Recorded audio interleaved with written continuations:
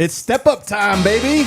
Officially step up time. What is up, everybody? Welcome into the DNVR Nuggets podcast. Let's go. Presented as always by DraftKings Sportsbook, America's top-rated sportsbook app. Use promo code DNVR whenever you sign up. Bet along with us. What's more fun than watching the playoffs? Winning money on watching the playoffs.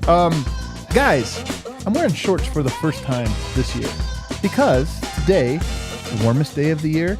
You know, we're like in a new season. We're even in a new NBA season, the postseason. It's finally here. And I'm not kidding when I say this, that, you know, last night, getting ready for bed, take a shower, washed away all that regular season stench. A lot of details here. A lot of detail. Yeah. I was going to end there if you want to keep going. Bar soap or body lotion? I have a loofah. I'm a loofah guy. Okay. All right, I've told you guys this many times You that bring that with you on the trips. I do bring it with me. You brought a loofah to Summer League. I remember that Terrible distinctly. choice. Why is that a terrible choice? Because you It was shared just a house. it was just a with big 15. item of discussion at Summer League. Yeah. Nonetheless, I washed that regular season stench off. I'm being serious. Like, all the last month has been about, like, oh, I don't like this, I don't like that. We did this, the Nuggets doing this or that. All gone. I woke up today feeling refreshed. Oh, yeah. It was sunny and optimistic. That's how I feel. Yeah. So I'm excited for it, and we have a great show for you guys lined up today.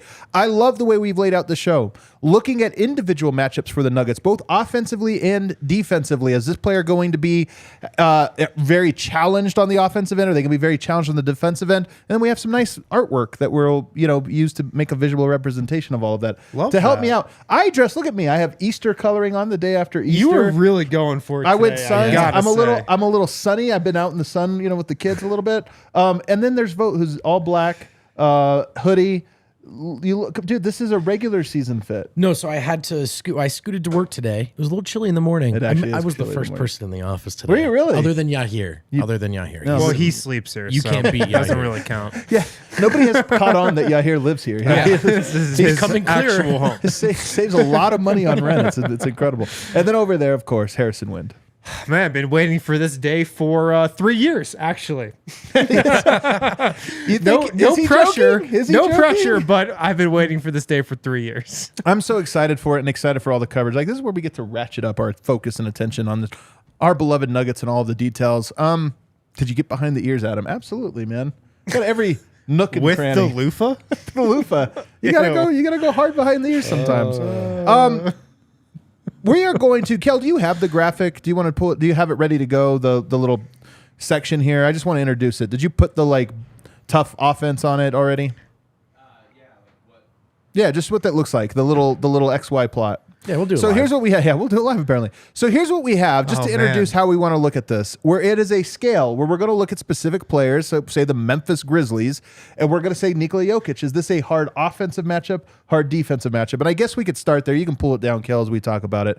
But let's start with the Memphis Grizzlies.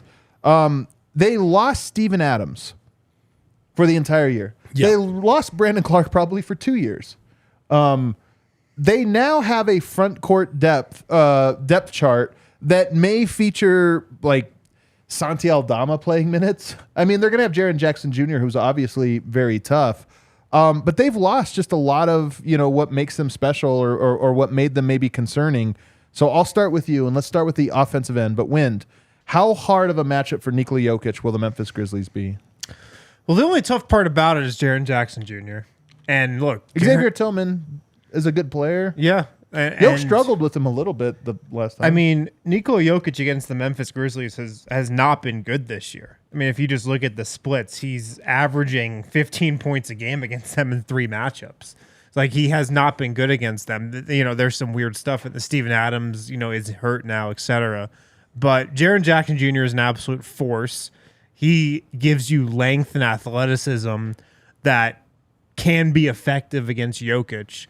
So he's what you're concerned about. But overall, they're not nearly as tough without Steven Adams, I think. Yeah, it's probably that much harder for them too to, it's never just about matching up with one guy with Denver, because then it's AG and Porter next to each other. And so, who do you put on AG? I think that conversation's a bit different now, given who they're missing.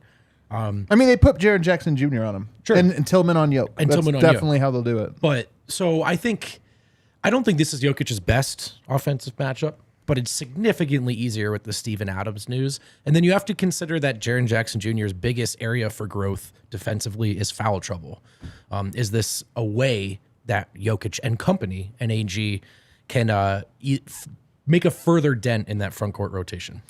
I think that with this matchup specifically, it actually isn't tough for Jokic at all for that very reason. Their best matchup is Jaren Jackson Jr. or just having him on the court. Right. And Jokic has already fouled him out of one game or at least put him in foul trouble in one of their matchups. I think an aggressive Jokic is going to be able to do that. And look, Xavier Tillman played good defense on him. He might be a Wendell Carter Jr.-esque defender. They actually have some similarities defensively, I think, just in like the way they play. Yeah. I like Tillman a lot. So there is a chance that Tillman is actually a pretty sneaky good Jokic defender. I just am not going to buy it until I see it. I think this would be like an 8 out of 10 offensive matchup for Jokic, meaning I would expect him to probably play that series as a manager, like be aggressive more than he is in the regular season, but he's still doing everything. But if it got into a game 6 where it's like, hey, we need him, I think he scores as much as he wants to score or is needed to score. Yeah, I think he would foul Jaren Jackson out of a couple games this series. I agree. He would just, get him with a couple cheap ones. Yep. Like, Yoke knows how to do that now. Right. And Jaren Jackson, I feel like, hasn't proved that he can stay out of foul trouble in those situations. All right, what about defensively for Jokic? Great matchup, I think. Why? He just doesn't have to really worry about, guarding any great scorers. Jaren Jackson, he wouldn't even be on him, but they would try to get him in foul trouble with that matchup. Late in games, though, they might go to Jaren Jackson at center and try to pick and pop and make Jokic guard, John Morant in space. I think he'd be fine in that matchup. The only issue, I think, is guarding the John Morant pick and roll, and what does the pick and roll coverage look like? I'm sure it's a lot more aggressive than what we saw for those 82 games, or for most of them. But that's the biggest thing. It's not a team that puts you into like 1,000 rotations necessarily, right? It's not a team that has one big that you're terrified of his ability to destroy you one-on-one, but it's the John Morant thing and the pick and roll defense. And I think where they put him in that pick and roll defense is important, and how ready he is to do that. To me, I would lower it, Kale. I think defensively it's closer to the line in that it's neither hard. Look, Memphis scores a lot in transition, but that's not necessarily a Jokic thing. I think in the half court, Jokic, it'll be easy offense, but a little bit harder defense. Also just let Josh shoot not it. Quite, also, I would move it to the left a little bit, and I think it's probably right above the easy. Like right above that is probably where I would put that. Do you guys feel good about that for Jokic? Sure. Not necessarily a hard defensive matchup, but it's not like he's going to be Akeem Olajuwon in it. Yeah, I agree with that. Yeah, you just let Josh beat you from 3. All right, what about Jamal Murray here? So Jamal Murray offensively, he's going to have Dylan Brooks on him. Yeah, this is a tough matchup for Jamal. The Dylan Brooks factor is real. Like, he's a great defender. It's his buddy. It is his buddy. It's so funny in that Nuggets Grizzlies game where like Murray got one over on Dylan Brooks. Like, Murray was playing a terrible game for 3 quarters of that game, and then finally hit one shot. Yeah, and then all of a sudden he was going. Floodgates opened. Yeah, but Dylan Brooks like locked him down for 3 quarters. So I think it's still a really tough matchup. Like, no doubt. But it would be one that Jamal gets up for. Like, that. Above average. Like, if you were to scale a 1 to 10 for him offensively, how hard is this? 10 being the easiest, 1 being the hardest. I'd say 3 or 4. So it's on the harder side. Definitely. So he's left. So. Dylan he's Brooks left. is just a really good defender. And then obviously the other guy who could be picking him up in transition, or depending on what switched or isn't, like just Desmond Bane is another guy who makes life hard for guards. Yes. And then Brooks, there's Bane, and then okay, if it's Jaren Jackson Jr. on AG and AG isn't threatening anyone, is that a packed paint, right? You get past that first layer. Is there a lot of room to work with near the rim? I think this could be tough for Jamal. I also agree with Wynn's assessment that might bring the best out of him. It's so funny how, the easy matchups might be more concerning in a weird way for Jamal. What about defensively? Guarding, he has 2 tough players to guard. John Morant, which he probably won't guard, but Desmond Bane, actually, who would he guard in that series? Dylan Brooks? Look, Then put Michael Porter on? No way. I feel like to start games, they're going to put Jamal Murray on John Morant. I just feel like at the beginning of series, to start games, Michael Malone is going to want Jamal Murray. And I think if you held Jamal to the fire, like he's going to want to guard John Morant in those situations. Now, by the end of the series, I don't think he'll be guarding him. But to start the series, yeah. I think this is a harder than average matchup for Jamal Murray in both quadrants. I think he is probably, if I were Kale, I'd move it down a little bit. Yeah, I think I'd put him about right there for Jamal. I feel like it's a tough one. All right, Michael Porter Jr. You can click back to us in between these, Kale. I mean, Yeah. what other defenders did the Grizzlies have other than Dylan Brooks? Like, when I think about the Grizzlies defense, I just think Dylan Brooks. Desmond and- Bane, but he's smaller. Yeah, he's not guarding here. And also Jaren Jackson protecting the paint. I mean, when you have a rim protector and then traditionally Brandon Clark and Steven Adams, but I think they don't have no him. Brandon Clark helps Porter as well. It's, Zaire Williams. it's a tough one, I think, for him to blow by the contest and score at the rim. You know, he would have to be physical. He'd have to be willing to go to the line, take some hard falls. Having said that, the size will be down low because of the injuries. This could be a great series for him from the perimeter, where even the guys who stay attached, like Brooks and Bane, I mean, Porter just doesn't see them, you know? Yeah.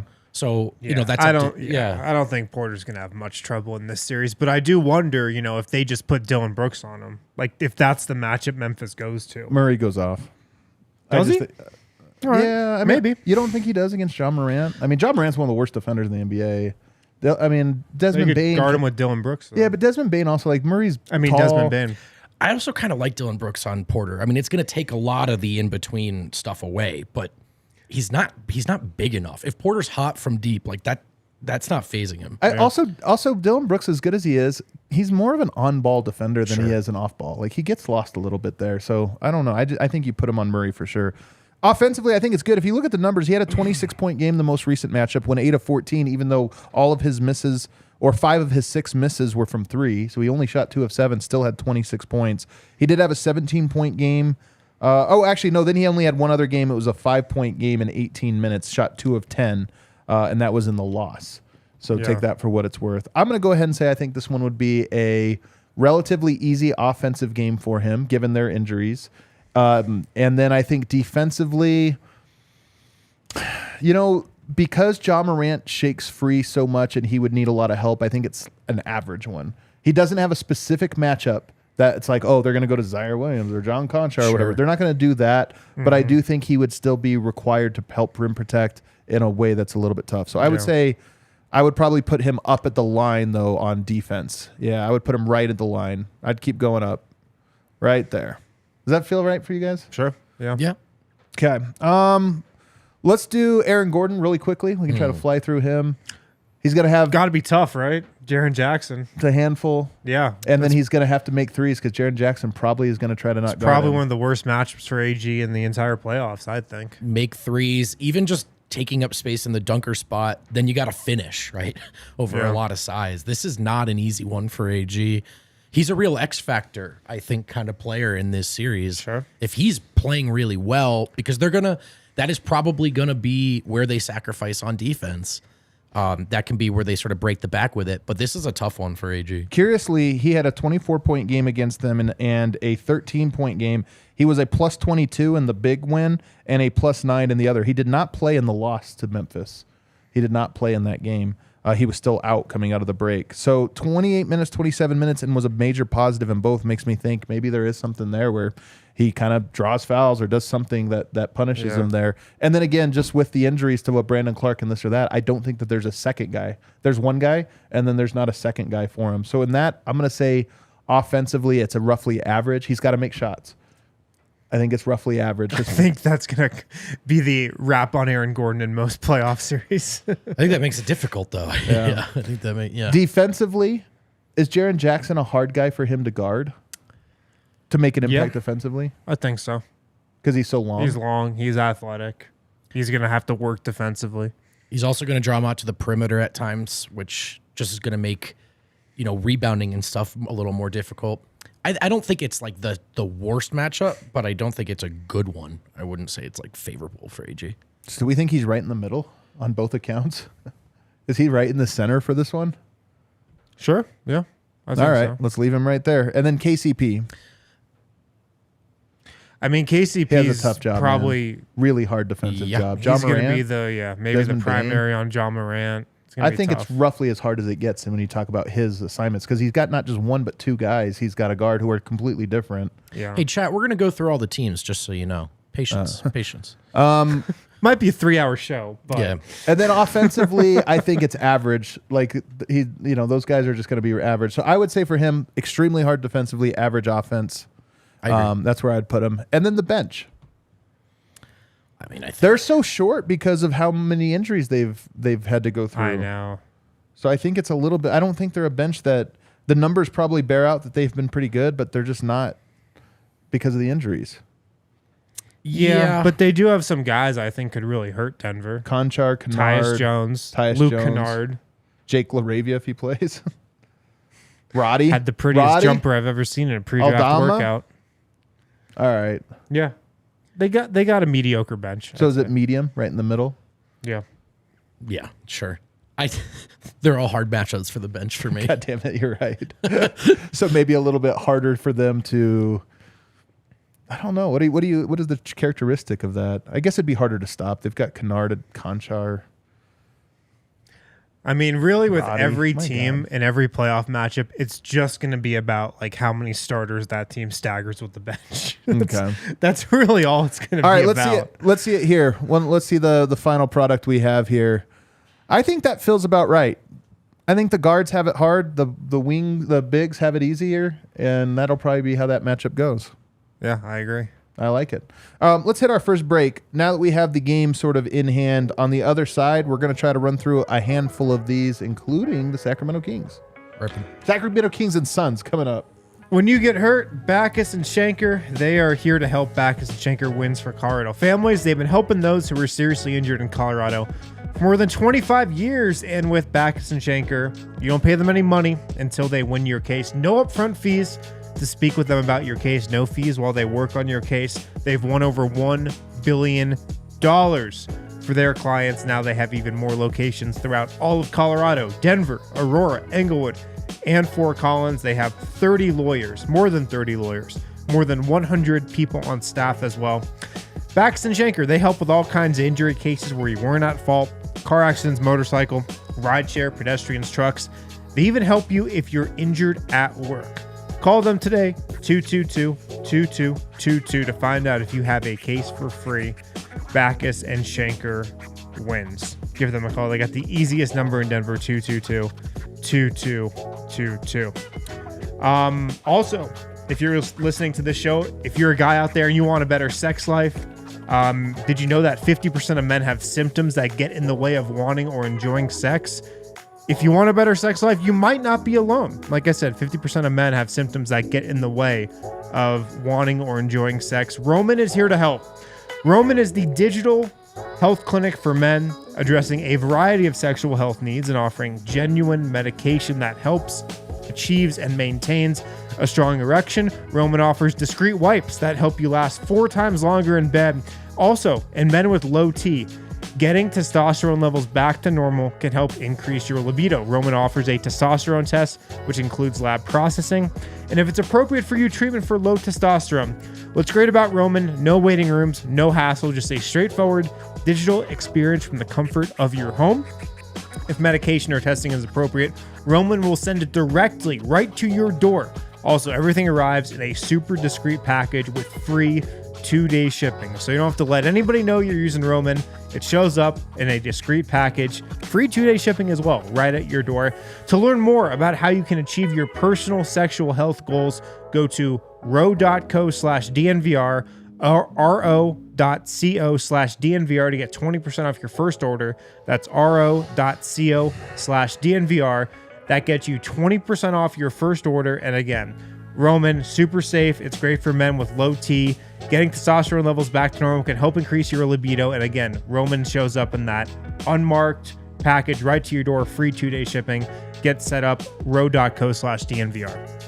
Alrighty, back here, segment 2, DNVR Nuggets podcast, looking at individual matchups. We're with the Sacramento Kings now. Let's start again, once again, with Jokic. Now, here's the thing. They have a horrible team defense, And they have a center that I don't think can guard him very well in Domantas Sabonis. Yeah. I think this is as easy as it gets on the offensive end for Jokic. I think he would have his way, and I don't think they have the rim protection or whatever, scheme, length, any of those things to make it hard. So to me, offensive side, pull that all the way over to one side. The defensive side, I think, is really tough. He struggles against super quick guards. Well, De'Aaron Fox is as quick as it gets. Yeah. And Domantas Sabonis actually plays him pretty well the other way. Like, he kind of gives – Jokic doesn't guard him very well either. In fact, this year he's averaging 27 points per game in his 2 matchups against the Nuggets. That's the top of any matchup in the NBA for him this year. And I feel like that's been a trend. So for me, this is the easiest offense, and I would call this one defensively probably like a 7 or 8 out of 10 for Jokic. Yeah. It's not quite Steph Curry or whatever we'll do with the Suns, but it's really hard. Yeah, I had this on my 3 easiest matchups for him when he is on offense. Like, this should be a series, I think, where we see the Nikola Jokic of like last year's playoff show himself. Right. Or the year before. You know, when he's putting up 30, 33, 35-point games throughout the entire series. The Kings just don't have the defenders to stop him.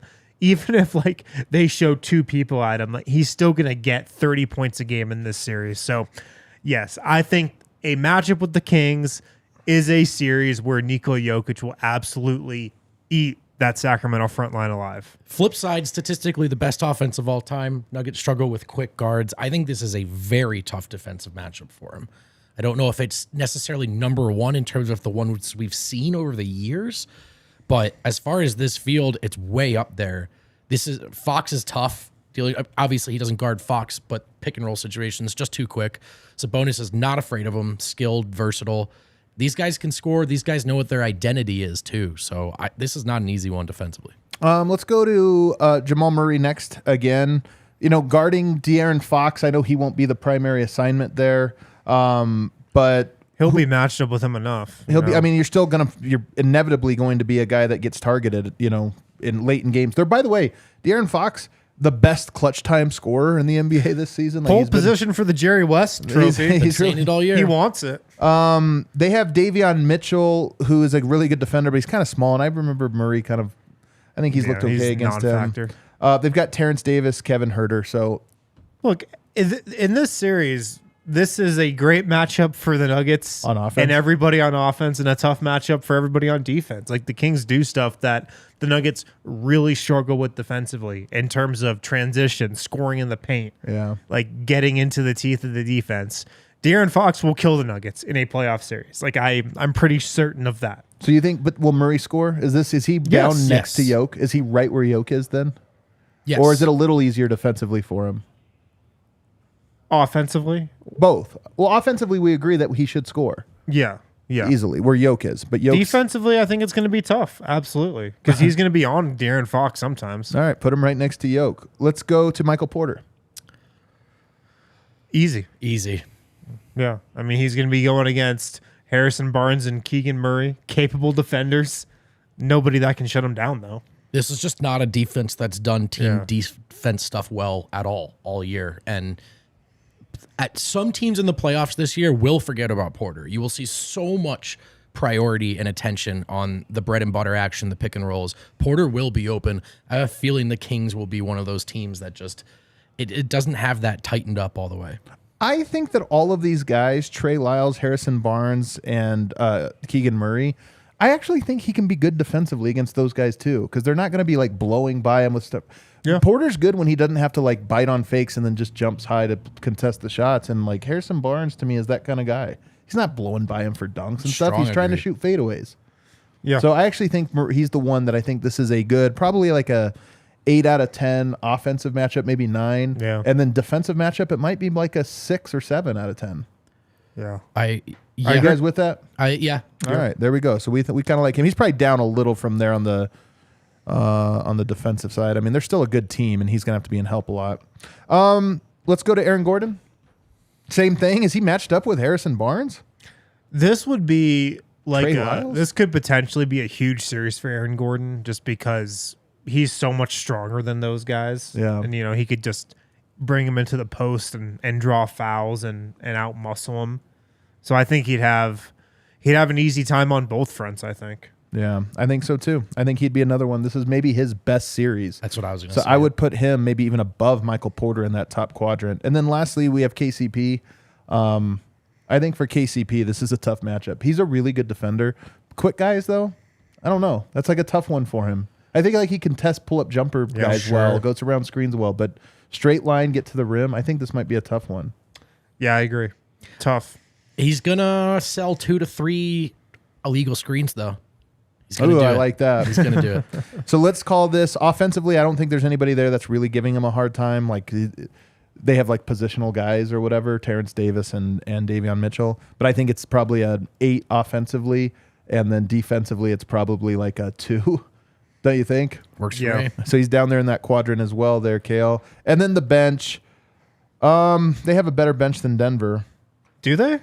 I mean, they have Malik Monk. Ooh, scary. I mean, He scores, man. Do you not find him scary? Davion really. Mitchell. You're right. It's actually kind of like Denver's bench. Put him right in the middle. This might be a normal square. Do you think for the bench? I think the bench struggles in every Malik series. Monk will have one game this playoffs where if the Nuggets were in a matchup where he would go off. Trey Lyles, man, has been like such a huge piece. Come on, are we really going to say Trey Lyles is going to go off? Oh, I thought you were saying he is. Well, no, I'm just saying like he's saying that he thinks this is going to be a tough matchup. I actually think the bench is okay here. Yes, Malik Monk. playoff bench, like I'm especially. saying, he's going to have one big game in this series. One big game. So they're He'll right be in the middle. All quiet right, the let's take a rest. look at it, Kale. What do we have for the Sacramento Kings? Very uneven board we have here. Everybody on that far right side, but some guys not so good on defense. I like it. Interesting matchup. I mean, that's who the Kings are, man. Yeah. They're pretty intense in both directions. All right, print it now. The Phoenix Suns. The Phoenix Suns. Let's start with the big fella, Nikola Jokic. I think that he has solved Ayton. And even though the numbers are showing that the Phoenix Suns have been in a very good defense in the Kevin Durant era so far, such a small sample size, I actually think the losses of Jay Crowder, of Mikal Bridges, of Cam Johnson, the guys that had all of that length and gave them so many hands and passing lanes, I think they would feel that against Jokic specifically, because now it's a little bit more one-on-one with Ayton with less help, especially with the other guys there. And I just think that Jokic would have his way with Ayton. And Ayton doesn't foul, like some of these other guys. I think he'd have a really hard time guarding Jokic without fouling in this one too. They do have, do we know what the story is in their backup center position? Does anybody know what Biyombo, what the injury was? No, he's day-to-day right now. He's day-to-day, so he'll probably be available for whatever they match up. But he's kind of an undersized guy that I just don't think Jokic would struggle with either. So for me, offensively, I think Jokic's at like a 7. The Ayton's good. He's long, but I don't think that it would be like, it's not going to be a cakewalk, but I also think he would look way better than he did a few years ago when he had to do everything. And I mean, this would be like a matchup that the Suns play one-on-one. I don't think? Oh, for first half of game 1. What do they? Definitely. This is a one-on-one matchup, like just based on how they played him in that last series. Yeah. What do they do with AG, this version of the Suns? Who guards him? How does he guard him? Because They try to ignore him probably. I mean, early on, you try to like game the system. But who is it? KD helping and roaming? Is it? Yeah. I like this for Jokic a lot more than I did last year. Not just because of Denver's side of it, because of that. Now, defensively, I think this is his toughest matchup. Not because Ayton is great, although Ayton does shoot mid-range jumpers, which he's tough. Jokic, has to cover that space, and you don't want to just give a guy who hits those, easy. But the biggest thing, as we saw 2 years ago, this is why the Nuggets struggled. They put him in pick and roll. He was too exhausted to guard it. They've got Kevin Durant, who would get pick and rolls at the mid-range pull-up whenever he wants. Devin Booker would get him whenever he wants. And Chris Paul has not been good at this year, but in the playoffs, if he knows Jokic's not going to be able to contest him, to me, this is far and away Jokic's toughest defensive matchup. It's a 10 to me. I or agree. a 1, whatever we called the hardest. And also because like the Suns have the data on it. Like they know what they did to really tire out Jokic in the playoffs 2 years ago. Right. So they've already been through it. So I feel like they would just go back to that same blueprint. Yeah. Let's move. We got to move quickly here. Let's go to Jamal Murray. Here's the thing. I wouldn't guess this would be a great matchup for Murray offensively, but he always dominates the Phoenix Suns. His best games have come against Devin Booker, his fellow Kentuckyman. Yeah. Who's like maybe that's the thing with Jamal. he needs a guy that gets it going. Exactly. For him. Yeah. So honestly, on a weird way with Jamal, I can't give it a 10 just because it doesn't make logical sense to me. I think I'll give it a 9 though. He scores. They're going to try to use a Kogi. They're going to try to use some of their defensive guys. Yeah. But I just think that this is a series where they don't have all of the extra defensive Mikal Bridges that they could throw. They don't have those guys anymore. Suns will be a freaking track meet. Like, this will just be a 120 to 120 game every game that series. I think it's a 9 I think offensively. I think Jamal's life in this series changed significantly. This goes for Porter too, but we'll stay with Jamal. When Bridges got traded, obviously, Phoenix, you go get Kevin Durant. I get it. But like you said, is it a Kogi? A Koji? A Kogi, I think. A Kogi, and if it is, who I like, by the way, I like Josh Okogie, okay, but come on. But if it is, and KD's guarding AG, like who's guarding Mike? And so I don't know, man. I think Murray is well set up to torch them in this series. I do not think Chris Paul, in this stage of his career, can keep up with Jamal. And I think it's one of the biggest differences, not just who's available from that last series, is just Chris Paul has to play defense. And I love the guy, but he was guarding Facu. Right. Like, it's a different equation. I think those guys all are in for it when you talk about they're going to be guarded by real defenders and they're going to have to guard real offensive players. Yeah. But Murray to me is a 9 on offense. Defensively, it's tough, man. He's got a Chris Paul or Devin Booker. He doesn't get to rest in that series. Foul trouble would be a real worry in this Foul series. trouble and also just fatigue, man. Like he would have to really dig deep physically for that series because he, just like we're saying for the other guys, he wouldn't get a chance off. Yeah. They're going to stick him on Chris Paul, and he can use his size and stuff. But that's just still a tough matchup. So for me, that's probably an 8 defensively for him. Sure, I'd agree. I think so. He's fair. Down in that quadrant. Michael Porter Jr. You're right. Mikal Bridges is maybe his best defender, the guy that locked him up number 1. You take him off. Do you waste the resource of Kevin Durant? Do you put him on Michael Porter? I feel like that's almost a waste. If not, then who is guarding him? It's going to be like Josh Okogie, Torrey Craig, Plotter. Yeah, I mean, they would have to pick one of those guys, and I'm sorry, like, he's too tall for Torrey Craig. Torrey Craig's a good defender. He's not going to guard Michael Porter the way Mikal Bridges did. Not at all. Last year, this was, or last version, this was just a flat-out bad matchup for Mike. I now think this is his X Factor series. Right. I think he has the potential to ruin their day. So true. And be what swings this in Denver's favor. Or ruin our day. Or ruin our day. But I agree with you. First of all, if the whole thing is you're going to kind of ignore AG and Rome, it's really to make Jokic's life hell. You probably want Durant to be the guy because he's big enough. But again, then who guards Mike? I think that's maybe the biggest question of this series. If you're treating Murray and Jokic like givens, who guards Mike and how does he respond? This is where we asked the question, can Mike become an all-time Nugget? If they have a title run here and Mike steps up in this series, that's goodwill forever. Yeah. I'm going to go ahead and say for him, I think it's a 7 offensively, maybe a 7.5. And I think defensively, look, he is going to be put in pick and roll, I think, a lot. They're a team that's going to be able to hunt him and make him guard. And I just think it's really hard. I think it's like a 9. I think this is another one of those teams that probably hunts him out in clutch time, makes him guard pick and roll, and it's Jokic, Porter guarding pick and rolls for mid-range jumpers, and I don't expect him to do well. So I would say this for him is like a 7.5 on offense and like a 9 on defense, maybe a 10 on defense. Yeah, I'd agree. All right, strong agree. So a little bit of a tough one there. Aaron Gordon is the swing guy here because we just mentioned it. If I was them, I'd put KD on him and try to ignore him. But here's the thing: Aaron Gordon's too strong for KD, man. He does those duck-ins. He's not taking him off the dribble. He's not shooting jumpers or any of that stuff. But just in terms of like, if KD's going to try to sag off, he's going to box him out and go up and try to draw fouls on him. And I think he's too strong for him there. And I think eventually they would take him off and try to put one of their other various, wings like Ish Wainwright or something, try to guard him there. And again, I just don't think that's going to work. Aaron Gordon, I think, will be the forgotten man on their side. And I think he is positioned to take advantage of that. So offensively, I would give him like an 8. I think it's a great matchup. Again, if they want to waste KD and put him on him, they can cancel it out, but that's such a waste of their defensive rim protection resources.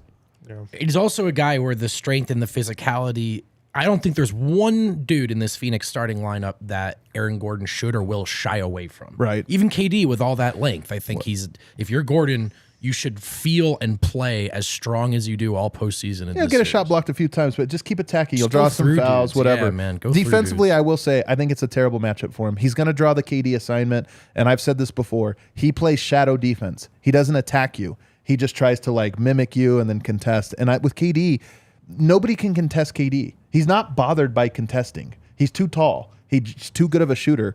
So I think this is one where he's actually as good as he is as a defender, which is good, not great. I don't think he's meaningfully better than anyone else at guarding KD. Well, the Nuggets' best two matchups for Kevin Durant to come off their bench. Peyton Watson? and Christian Brown. And Christian Brown. Those are their best two matchups. So Gordon, to me, this is kind of a tough defensive assignment actually for him, where I just don't think he makes a big defensive impact. I would say offensively, he's like an 8.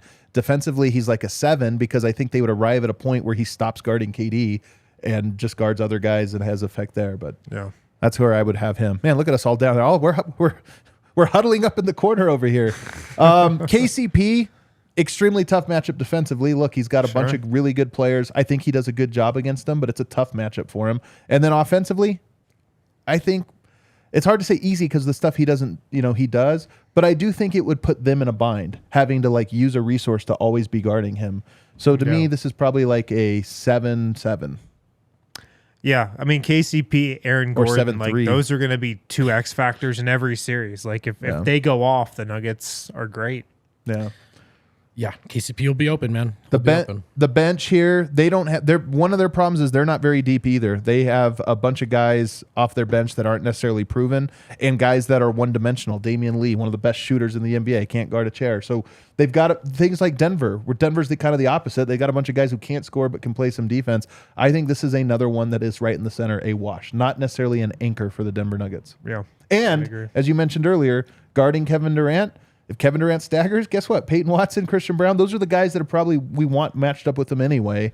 So yeah, I mean, I think the one thing you could really take away from that Nuggets-Suns game, where none of the Nuggets starters played, is that Peyton Watson and Christian Brown played great defense on Kevin Durant. He was 11 of 15, I think. But a lot of those came on non-Christian Brown, Peyton Watson possessions. Right. They really did, if you go back and look. All right, let's take one last look at it here, Kel. That looks right to me. This is an offensive track meet. Looks good. We're going to not guard them at all, and they're probably not going to guard us at all, and it'll come down to those margins for it. All right, let's take another break. On the other side, we'll keep going. We'll keep rolling around. We got Clippers. We got Warriors. Oh, let's do the Clippers one. Are you kidding? Guys, Volo is the largest social sports company in the United States, in the entire country.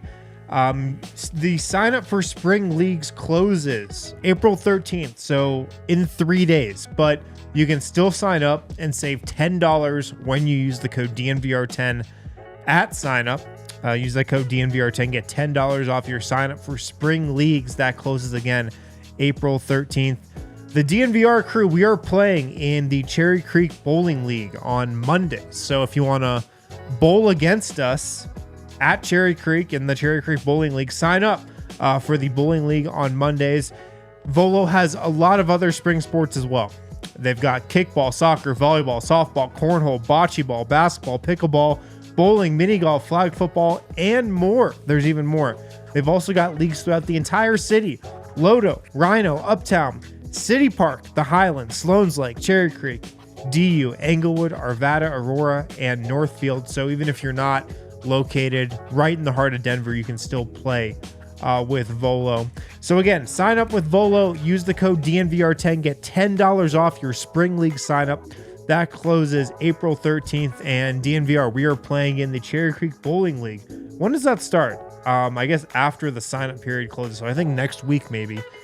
We are in that bowling league Monday night, so that should be interesting. You can compete against us there. At DraftKings Sportsbook, hey, we got a big week of betting coming up. The NBA playoffs are here. It's NBA playoff time. That means big hoops action with DraftKings Sportsbook, an official sports betting partner of the NBA. Get in on the excitement of every game with the touch of a button.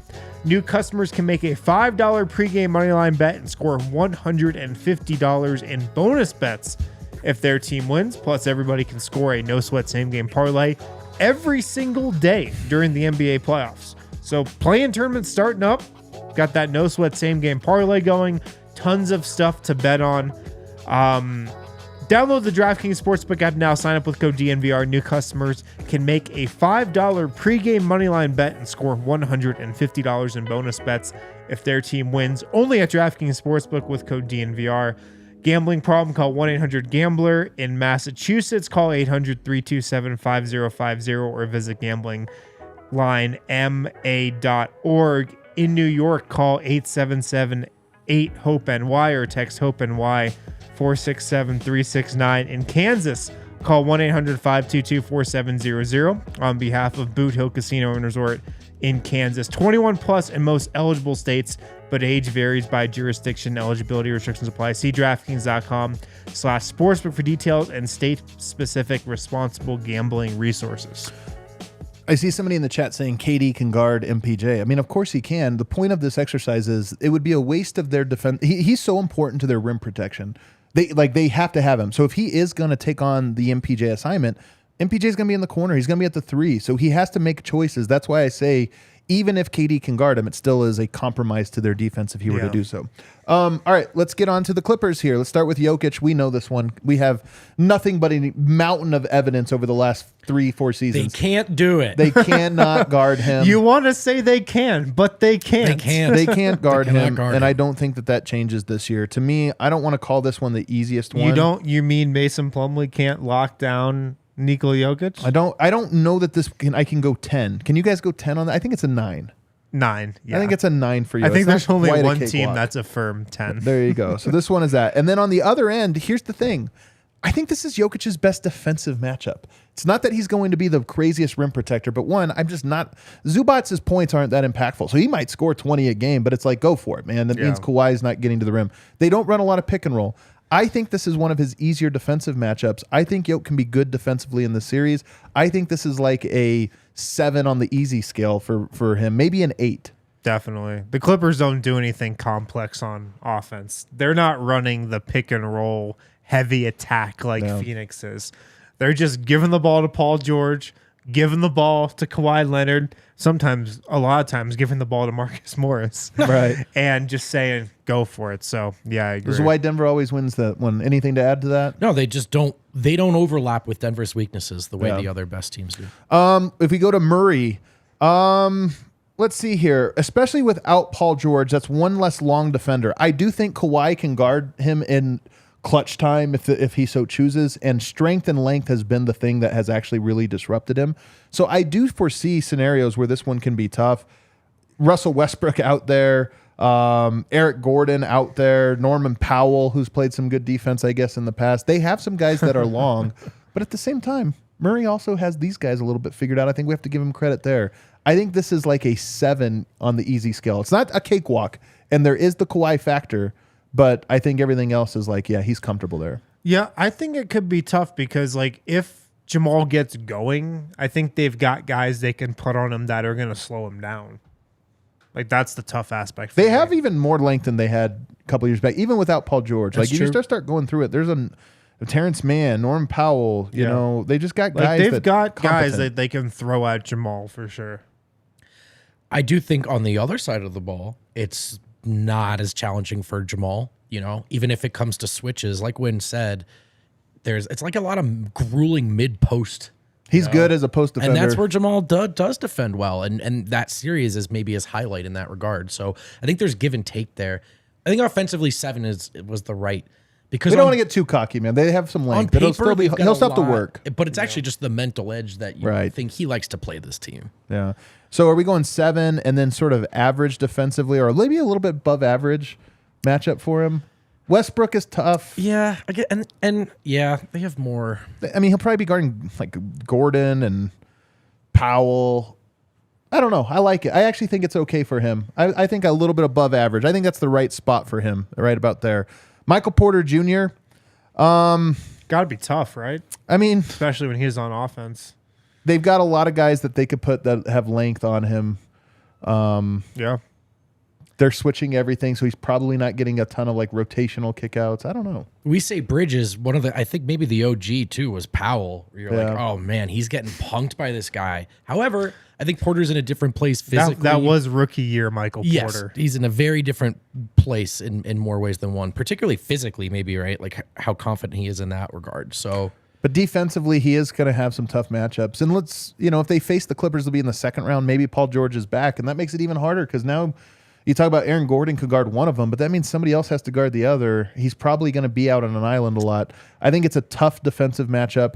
I think it's a medium offensive matchup for Michael Porter. Yeah. Does that sound right? That sounds right to me. Okay. I agree with this. It's a little tough for him. This isn't the big Porter series, I don't think. Let's go to KCP first this time instead of Aaron Gordon. But KCP probably has to guard Russell Westbrook. That's a tough assignment. Another fast guy who also is bigger than him. Mm-hmm.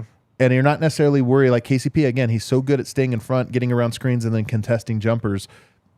I mean, you're more guarding speed on this one. I think that's a little bit tough for him. And then he'll get switched out onto Kawhi sometimes. He's too little. Yeah, I'd agree. It's tough. He's also just got a lot of different guys that they'll need him to check at different points in the series. Yeah. I think it's the size he'd be giving up in virtually any of those matchups that makes it tough. Yeah.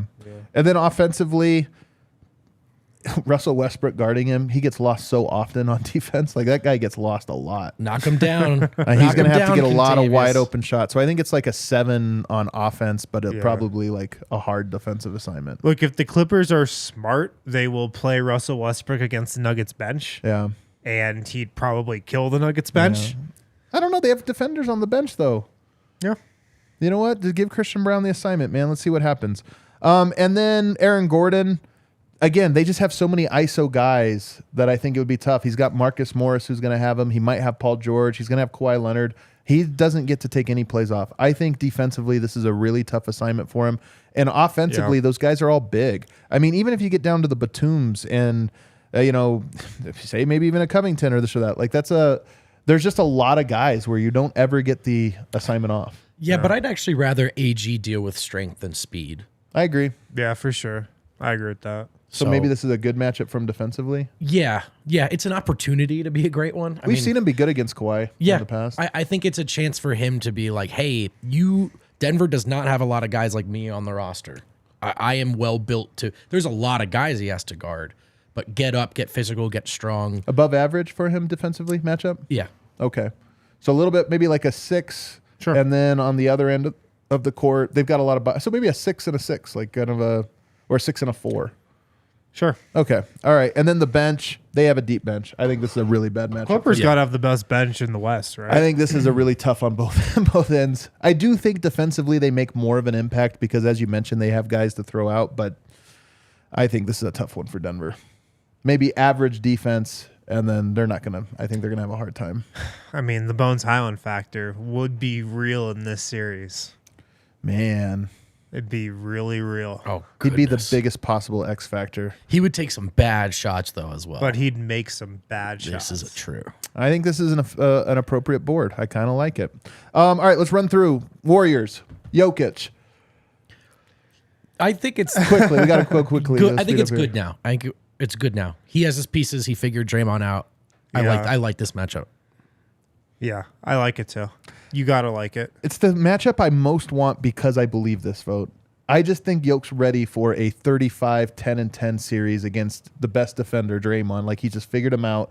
And now that they have to cover so many other things, I just think offensively he can go absolutely wild in this series. And it would be a great one for him. Not that it's easy. I would call it, though, like an 8, 8.5 offensively. I think it's like that.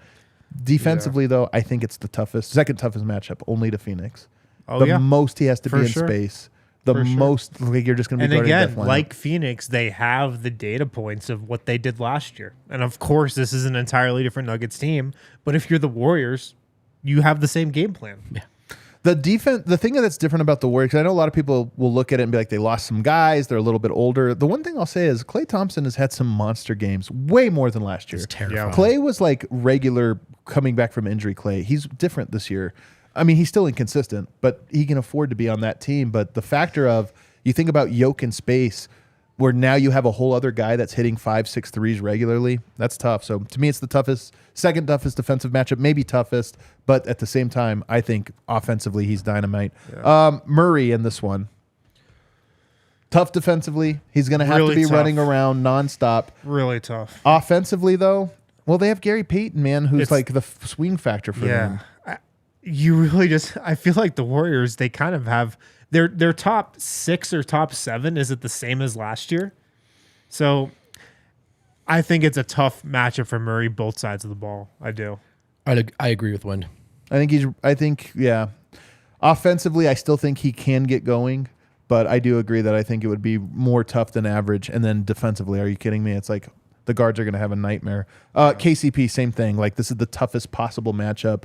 I will say on offense, you're probably making those guys work too, so he wouldn't be as hindered. He's maybe average on offense, but defensively, it's like a 10 out of 10. Michael Porter Jr., Andrew Wiggins, who's not been around for a while. Yeah. They wouldn't face each other till the conference finals. Yeah. So he's probably acclimated. I kind of like Porter guarding Wiggins. I like this series for Michael Porter like way more than I like it for Jamal Murray. I feel like this series is the one that would make Michael Porter the best player. Remember Andrew Wiggins grabbing all those boards? Well, Porter can do that. If it came down to you have to out-rebound this dude, he's going to do it. I actually really like this one. I really like this one for Porter. I do. So good offensive matchup too? Yeah. Wiggins has length. He does. He does. I would just imagine that there's going to be a fair amount of help defense. But I don't know. I think this is one where he can make a dent on both sides of the ball. All right, let's see the board real quick just so we see where you have it. Do you have a different vote? Where's Porter at? Yeah. I don't know if it's that good of a series for him offensively. I still think it's tough. I would move him left. Yes. Quite closer. a bit. Yeah. I'd keep going. He'd also be guarded by Clay a lot, for sure. I'd go about right there. Defense. The one thing I'll say, actually, let's lower him defensively. I think defensively, man, they're going to put him in pick and roll a lot. I actually think that's how that series goes. It's going to come down to the fourth quarter where Jokic and Porter have to guard Murray. I think he's below the line defensively. Mm-hmm. Just for that very reason. I just think he's going to be out in space a lot. No, I think that. All right, fair enough. William Mitchell, I know you're in the chat. Feel free to sound off. I'm curious what you think. Oh, yeah, very curious. Who do we not have? Oh, Aaron Gordon. Draymond Green. Okay. Yeah, I mean, this is probably one of the tougher matchups for AG offensively. Like, he's just going to have to hit shots. Yeah. It's a tough one for him offensively. I think it's really tough for him.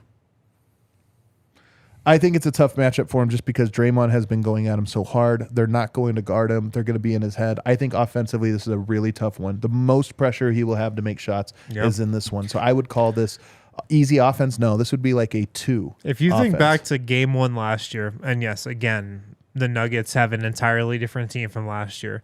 But game 1 last year, and even game 2, the story was Aaron Gordon just did not come to the table in that matchup. Right. Like, he shrunk in those moments last year at the beginning of the series. Yeah. At the end of the series, he played well and he got physical and he embraced that matchup. But games 1 and game 2, the story was Aaron Gordon's not up for this. And then on the other end, the guarding part, I think he can be a good defensive player in this one. So I actually think he can have an easier than average, probably like a 7 defensive matchup. Yeah. Where he can really make an impact in all the various things he can do. And then the bench, they don't have a good bench either. They're a lot like Denver. They're thin. They've got their 8 guys. We've got our 8 guys. I think that's another dead center one. Not necessarily a negative matchup. Jordan Poole is obviously there, and he makes he makes an impact on him. But outside of that, I'm not necessarily worried. Like, Gary Payton's a good defender, but come on, it's wasted almost if he's staggering and playing those minutes. So staggering Steph would obviously be a tough one, but that just means your starters or Jokic is going against non-Steph minutes, which should be good. So I think let's take a look at it. All over the board on this one. Whew, a little bit below the line, though, defensively. Yeah, Denver's going to give up a lot of points if they play the Warriors. They've done it before. But I do think they have some guys that can be a good matchup. All right, guys, we have to get out of here. Buffs are here. We do have some play-in ones. I think what we may try to do then is just record these in the other studio and post them as a little overtime clip. We can do that. We got 3 more to go, right? We got Pelicans, Lakers, No, we have 4 more to go. We can maybe try to flash through those, but I know the Buffs guys have their show here starting at 3, and we got off to a little bit of a late start today. All right, that does it for today, guys. We should have some guests lined up for later in the week. You're going to want to stay tuned to that, and then keep an eye out for overtime as we record a little quick one here on these other teams. Hit that like button on the way out.